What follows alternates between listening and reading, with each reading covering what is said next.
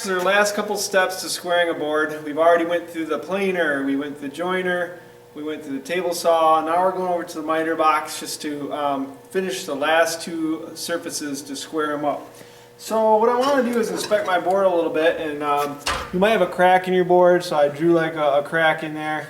You actually want to cut, we're going to be cutting the ends of this board. That's the last two steps. So I actually want to try to trim the best end first. So the best end would be over here. So I'll take my square and make my mark, and I'm just trying to lightly clean it off.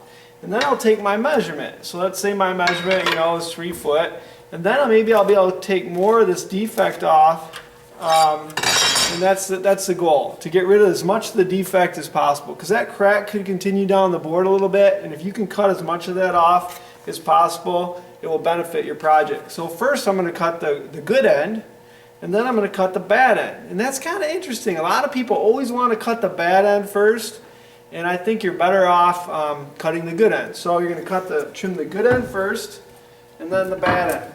One other thing about the miter box is we have some blocks of wood over here that can kind of help build up your table, okay, to help support your work. So you're going to grab the piece that fits with the miter box. Now unfortunately all our miter boxes are a little different heights, so we have some blocks here that are different heights. So if I grab the wrong block, it actually puts my board up too high. So you can kind of see right here, it's not down against a fence. You can probably see there's just a little gap right here.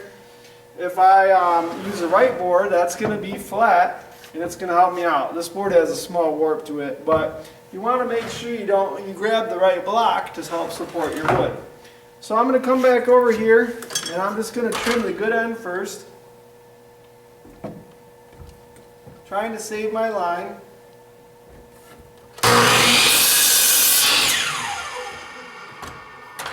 Now I'm going to come over here, and I'm going to trim the bad end.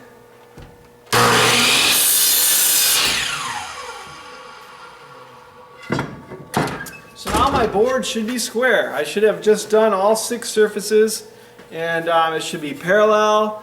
Every surface should be parallel or perpendicular to each other. So the way I can check that out is by just taking a tape measure now. And this is the last step of squaring the board. And I'm going to measure from corner to corner. So if I measure from this corner, and then if I measure from this corner, the measurement should be what? The same, right? So the measurement should be the same. And I'll know that my board is square and good to go. So that's the last couple steps of squaring a board and finishing up with the miter box.